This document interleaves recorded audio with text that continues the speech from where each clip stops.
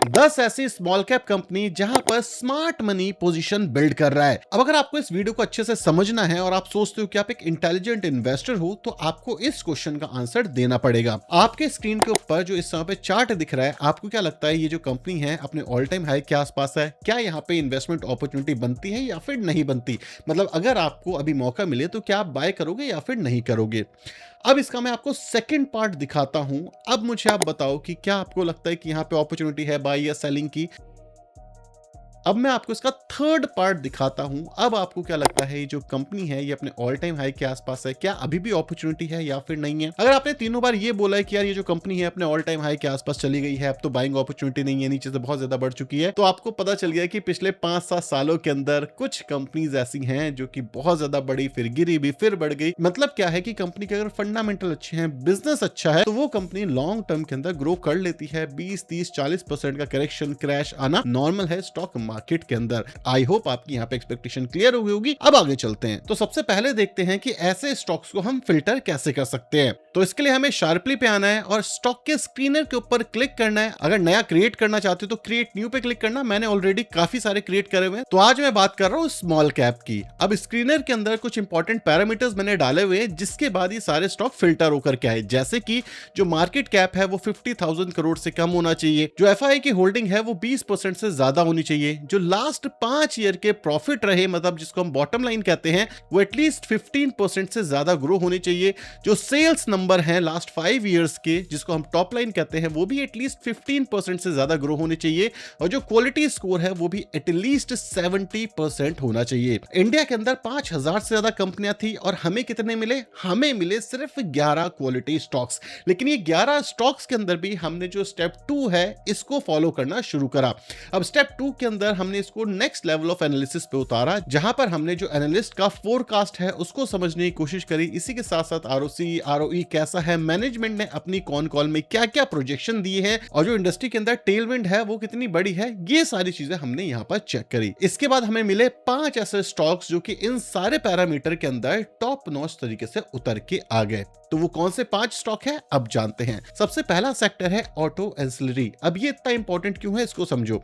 आज की डेट के अंदर जो मारुति सुजुकी है उसका मार्केट शेयर अप्रोक्सीमेटली 44% है फोर व्हीलर में। वहीं पे जो महिंद्रा एंड महिंद्रा है वो एसयूवी के अंदर लीड कर रहा है, और टाटा मोटर ईवी गाड़ियां दबा के बेच रहा है। लेकिन लॉन्ग टर्म के अंदर कौन सी कंपनी मार्केट शेयर गेन करेगी ये प्रिडिक्ट करना काफी ज्यादा मुश्किल है। लेकिन इन सारी की सारी कंपनीज को कुछ चीजें चाहिए होती हैं, जैसे कि कंपोनेंट चाहिए होते हैं, नट चाहिए होते हैं, बोल्ट चाहिए होते हैं। ये हर एक कंपनी को चाहिए, चाहे वो टाटा मोटर हो, चाहे वो दूसरी कोई भी कंपनी क्यों ना हो। तो इसीलिए ऑटो एंसिलरी वाला सेक्टर है ये आपकी वॉच लिस्ट में फॉर श्योर होना चाहिए।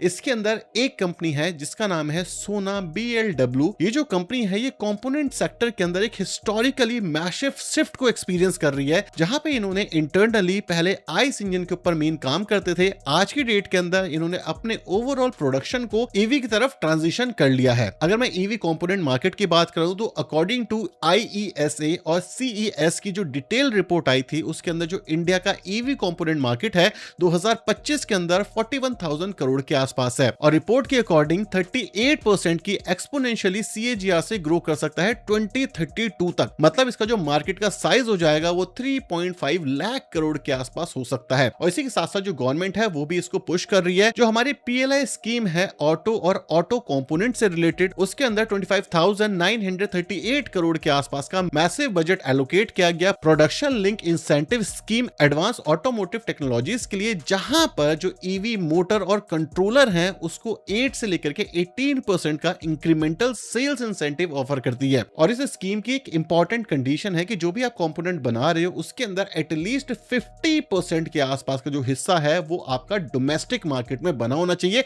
तभी आपको ये स्कीम का बेनिफिट मिलेगा। और सोना बीएलडब्ल्यू ने ये सारे के सारे क्राइटेरिया को सक्सेसफुली मीट कर लिया है, जिस वजह से इसने ईवी ट्रैक्शन मोटर के लिए PLI सर्टिफिकेशन को सिक्योर भी कर लिया है। तो इस कंपनी का जो मार्केट कैप है वो 41,000 करोड़ के आसपास है, स्टॉक का PE 65 के आसपास है। अगर हम एनालिसिस की बात करें, स्टाइल बॉक्स जो है वो मार्केट एंजल है, जो कि एक पॉजिटिव स्टाइल बॉक्स है। इसका मतलब ये है कि शार्पली के हिसाब से ये जो स्टॉक है ये फेवरेबल है। क्यूविम स्कोर में भी इसको 83.1 के नंबर मिले हैं 100 में से। अगर हम इनकी स्टेटमेंट्स की भी बात करें तो आप यहाँ पर देख सकते हो जो टॉप लाइन है वो लगातार कंसिस्टेंसी कंसिस्टेंसी के साथ ग्रो करता जा रहा है। इनिशियली 2023 के अंदर 25% ईयर ऑन ईयर लेवल की ग्रोथ आ रही थी और बॉटम लाइन की बात करें तो यहाँ पर भी आपको कंसिस्टेंट ग्रोथ देखने को मिल रही है। इसी के साथ साथ जो एनालिस्ट का फोरकास्ट है वो भी 16 एनालिस्ट ने यहाँ पे एनालाइज किया है कि अगर बुरा रहा तो स्टॉक कैसे परफॉर्म करेगा, न्यूट्रल रहा और अग्रेसिव हुआ तो उनके जो एस्टिमेट्स हैं वो आपके सामने आपको दिखेंगे। और इसी के साथ साथ इस कंपनी के कुछ पॉजिटिव नेगेटिव आपको आपकी स्क्रीन पे दिख रहे होंगे, तो पॉज करके जरूर पढ़ लेना। अब बात करते हैं रिसाइकल सेक्टर की, और रिसेंटली गवर्नमेंट भी काफी ज्यादा पुश कर रही है इस सेक्टर को। एग्जांपल के तौर पे ये मेरा फोन है, ये मेरा कंट्रोलर है, ये मेरी हार्ड ड्राइव है, ये मतलब एसी का रिमोट है, ये सब क्या है, एक टाइम के बाद ये सब खराब हो जाएगा और ये बन जाता है ई वेस्ट। अब जो ई वेस्ट है इसको लेकर के गवर्नमेंट काफी ज्यादा पुश कर रही है कि इसको रिसाइकल करो और ज्यादा से ज्यादा कंपोनेंट्स यूज करो। इसी वजह से जो गवर्नमेंट है वो काफी सारे इनिशिएटिव लेके आ रही है। इंडिया का जो बैटरी रिसाइकल मार्केट है 2025 के अंदर वो $603 मिलियन के आसपास हमें दिखता है। अगर हम इसकी बात करें 2030 तक तो इंडस्ट्री की जो ग्रोथ है वो 8.65% से हो सकती है, मतलब $1.32 बिलियन का ये जो मार्केट है ये बन सकता है। और जो रैपिड ग्रोथ है इसके पीछे कौन है, इसके पीछे है इलेक्ट्रिक व्हीकल का अडॉप्शन। और ये जो बड़ा कैटलिस्ट है ये पूरी की पूरी जो ईवी इंडस्ट्री है, बैटरी इंडस्ट्री है, इसको ट्रांसफॉर्म कर रहा है। और 2030 तक 128 किलोवाट आवर के आसपास की जो रिसाइकल बैटरी है ये सप्लाई चेन के अंदर अवेलेबल हो सकती है। ट्रेडिशनली लेड एसिड बैटरी जो थी वो करंट मार्केट को डोमिनेट करती थी, जो कि 46.8% के आसपास होती थी 2025 के अंदर,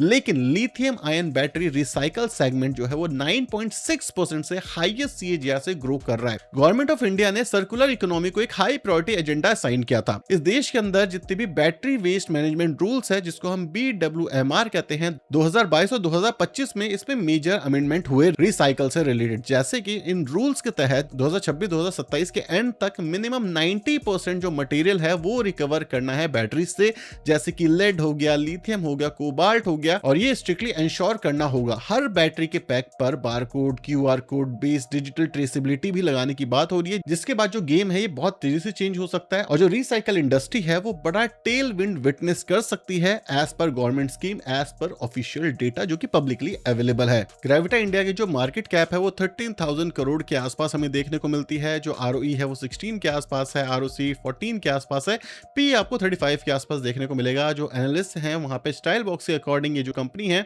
ये मोमेंटम में है, क्वालिटी के अंदर है, QVM स्कोर भी 70 के आसपास हमें दिख रहा है। वहीं पे जो स्टेटमेंट है, अगर हम टॉप लाइन की बात करें तो यहाँ पे आपको कंसिस्टेंट ग्रोथ देखने को मिल रही है। वहीं पे जो बॉटम लाइन है इसके अंदर भी आपको कंसिस्टेंट ग्रोथ देखने को मिल रही है। और इस स्टॉक को 9 एनालिस्ट ने एनालाइज किया हुआ है। उनके जो एस्टिमेशन है short term, long term, neutral, aggressive और बाकी सारी कंडीशन के अंदर वो आपको आपकी स्क्रीन के ऊपर देखने को मिल रहे होंगे। लेकिन यहाँ पे रिस्क क्या है, एज ऑफ नाउ ये one of the biggest players में से आता है जो कि प्योर रिसाइकल प्ले कर रहा है ई वेस्ट के अंदर। लेकिन आने वाले टाइम पे जैसे जैसे इंडस्ट्री बढ़ेगी, कंपटीशन आने की उम्मीद है, तो ये एक रिस्क हो सकता है। दूसरी चीज, शॉर्ट टर्म के अंदर वोलेटिलिटी रहेगी क्योंकि स्मॉल कैप की कंपनी है, लेकिन लॉन्ग टर्म के अंदर अगर टेलविंड इतनी स्ट्रांग रहती है तो ये देखने वाली बात होगी कि कंपनी कहां तक जाती है। अगर हम मैनेजमेंट की बात करें, गवर्नमेंट पुश की बात करें, FIDS के यहाँ पे पोजीशन बिल्डिंग की बात करें तो काफी स्ट्रांग दिखता है, जो कि एक पॉजिटिव साइन भी है। अगला जो हमारा सेक्टर है वो है केबल एंड वायर सेक्टर। इसके अंदर अलग अलग लीडर्स हैं और ये क्यों इतना इंपॉर्टेंट है FIS के लिए, DIS के लिए, स्मार्ट मनीज के लिए, ये समझो। देखो, डेटा सेंटर हो गया, इंफ्रास्ट्रक्चर गेन हो गया, इंफ्रास्ट्रक्चर बिल्डअप हो गया, इकोसिस्टम हो गया, इन सब के अंदर वायर केबल चाहिए, स्पेशलाइज्ड कैटेगरी की वायर केबल चाहिए। और इंडिया के अंदर जो डिमांड है वो धीरे धीरे करके बढ़ रही है और जो बड़े बड़े एनालिस्ट हैं वो भी इस सेक्टर को, पर्टिकुलरली इस सेक्टर को लेकर के पॉजिटिव हैं जब भी हम बात करते हैं AI और डेटा सेंटर की। और इसके अंदर भी अलग अलग प्लेयर हैं, जैसे कि लार्ज कैप कैटेगरी की बात की जाए तो पॉलीकैब यहां पे आपको देखने को मिलती है, लेकिन जो पॉलीकैब है वो ऑलरेडी काफी ज्यादा बड़ी हो चुकी है, लार्ज कैप कैटेगरी की कंपनी हो चुकी है, तो इसी वजह से हम उसको इस वीडियो के अंदर कवर नहीं कर रहे। अदरवाइज वो कंपनी भी पर्टिकुलरली फंडामेंटल के अकॉर्डिंग अच्छी दिखती है। लेकिन आज जिस कंपनी की हम बात कर रहे हैं वो mid to small cap category की कंपनी है, इसका नाम है KEI इंडस्ट्री। अगर हम इसके मार्केट कैप की बात करें 48,000 करोड़ के आसपास इसका मार्केट कैप हमें देखने को मिलता है। स्टॉक का PE 53.09 का है। वहीं पे जो ROC और ROE है 17 और 14 के आसपास हमें देखने को मिलते हैं। जो सेल्स के लास्ट 5 ईयर्स के नंबर हैं वो भी आपके सामने है, 23% के आसपास जो टॉप लाइन है वो हमें ग्रो होते हुए दिखी है।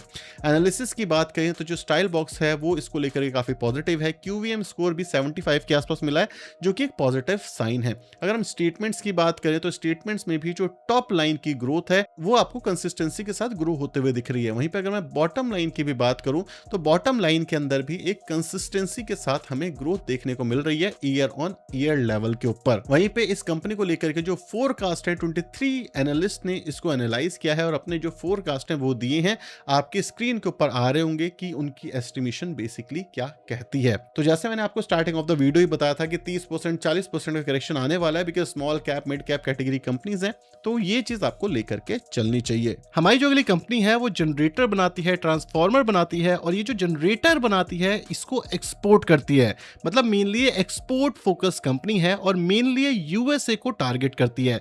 यूएसए के अंदर एआई डेटा सेंटर की जो डिमांड है वो काफी स्ट्रांग है और जो टेलविंड है इस इंडस्ट्री के अंदर वो भी काफी स्ट्रांग है। लास्ट ईयर जो इनका सेल्स था वो 1856 करोड़ तक पहुंच गया था और इस साल जो मैनेजमेंट ने टारगेट करा है वो 2400 करोड़ के आसपास टॉप लाइन की टारगेट करी है। और इस कंपनी की जो मैनेजमेंट है वो एनालिस्ट के बीच में इसलिए फेमस है कि जो भी ये टारगेट देते हैं हिस्टोरिकली देखा गया है कि उन्होंने ओवर अचीव किया है, एक्सीड करा है अपने टारगेट्स को। ये जो कंपनी है ये 18,000 करोड़ के आसपास की कंपनी है, मतलब एक स्मॉल कैप कंपनी है। स्टॉक का जो पी है वो 76 के आसपास का है। डेफिनेटली थोड़ा सा हाई पी हमें देखने को मिलता है। आरओसी लास्ट 3 ईयर का 21 के आसपास हमें देखने को मिलता है। लास्ट 5 ईयर्स के जो हिस्टोरिकल सेल्स के नंबर निकल के आते हैं 25.61% के निकल के आए हैं। अगर हम एनालिसिस की बात करें तो स्टाइल बॉक्स के अकॉर्डिंग काफी स्ट्रांग दिख रही है। क्यूवीएम स्कोर भी यहाँ पे 76.2 का हमें देखने को मिलता है। अगर हम स्टेटमेंट की भी बात करें तो जो टॉप लाइन है उसके अंदर हमें 2018 से 2025 के बीच में कंसिस्टेंसी के साथ ग्रोथ देखने को मिली है। वहीं पे जो बॉटम लाइन रही इस कंपनी की उसमें भी 2018 से लेकर के जहां पे ये नेगेटिव में था एक टाइम पे 2025 में एक अच्छी खासी ग्रोथ हमें देखने को मिली है। इस कंपनी ने अच्छा खासा परफॉर्म करा है। वहीं पे अगर मैं फोरकास्ट की बात करूं तो 2 एनालिस्ट ने अभी तक इसके ऊपर मेनली काम किया है और इसके अंदर इन्होंने शॉर्ट टर्म के जो एस्टिमेट है, लॉन्ग टर्म के जो एस्टिमेट है वो आपके सामने रख दिए हैं। तो ये वो 5 कंपनी थी जो कि मेरी एनालिसिस के अकॉर्डिंग, फिल्टर के अकॉर्डिंग, एफआईआई की, स्मार्ट मनी के अकॉर्डिंग अच्छी दिख रही है। मैनेजमेंट भी पॉजिटिव है अपने बिजनेस को लेकर के।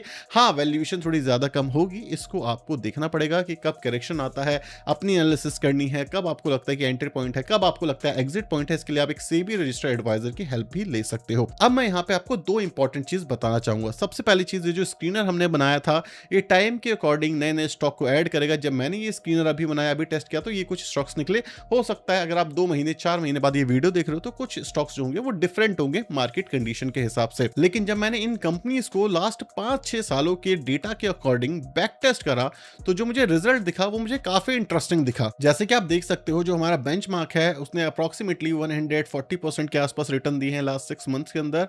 और ये जो स्क्रीनर है इसके अंदर जो पोर्टफोलियोज बनते हैं उसकी क्या परफॉर्मेंस रही है वो आपके सामने है। बीटा अल्फा भी आप यहाँ पर एनालाइज कर सकते हो। किस मेथडोलॉजी के ऊपर ये स्क्रीनर बना है वो आपके सामने है, आप देख सकते हो। 5-7% का ऊपर और नीचे का जो गैप होता है वो बैक टेस्टिंग के अंदर रहता है, तो ये चीज पता होनी चाहिए। बैक टेस्टेड डेटा है लास्ट 6 साल का अकॉर्डिंग टू दिस स्क्रीनर। और अगर आप अभी देख रहे हो तो जो बाकी के बचे हुए 6 स्टॉक्स हैं जो आप खुद जाकर के एनालाइज कर सकते हो, उसका फ्री लिंक, स्क्रीनर का फ्री लिंक मैंने डिस्क्रिप्शन बॉक्स में दे दिया है।